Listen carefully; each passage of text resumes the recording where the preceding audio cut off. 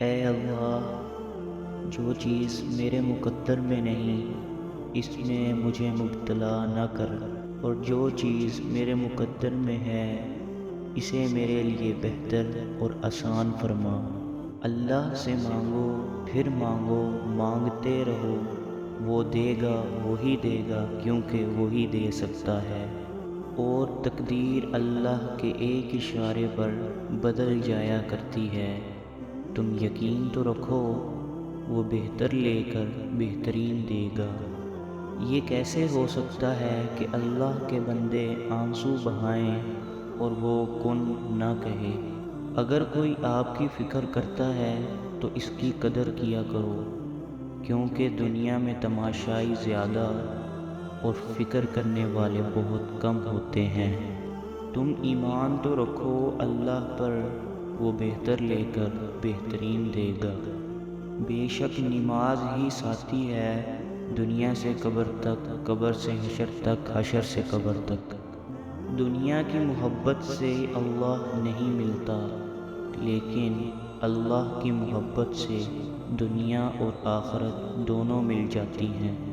ہر انسان کو یہ فکر تو ہے کہ میرے مرنے کے بعد میری اولاد کا کیا ہوگا، لیکن کسی کو یہ فکر نہیں کہ میرے مرنے کے بعد میرا کیا ہوگا۔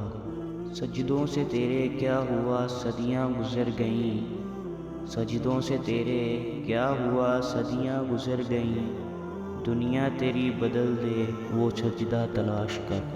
نشان سجدہ سجا کر بہت غرور نہ کر، وہ نیتوں سے نتیجے نکال لیتا ہے۔ گناہوں سے نجات وہی پاتا ہے جو اقرار جرم کر لے، اور ندامت کے لیے توبہ ہی کافی ہے۔ کوئی مانے یا نہ مانے، لیکن زندگی میں دو ہی اپنے ہوتے ہیں، ایک خود، دوسرا خدا۔ ہدایت اور اللہ کی محبت دو ایسی چیزیں ہیں جو انسان کو مانگے بغیر نہیں ملتی۔ جنت وہ واحد شاندار جگہ ہے جہاں جانا تو سب چاہتے ہیں مگر جلدی کسی کو نہیں۔ انسان جب کچھ برا کرتا ہے تو دائیں بائیں آگے پیچھے اچھی طرح دیکھ لیتا ہے، بس اوپر نہیں دیکھتا۔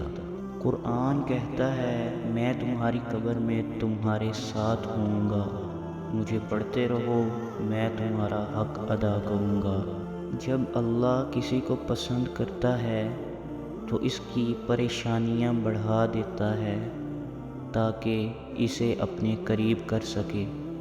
نماز اللہ سے ملاقات کا بہترین ذریعہ ہے۔ مجھے بہترین نہیں چاہیے، بس وہ چاہیے جس میں میرے رب کی رضا ہو۔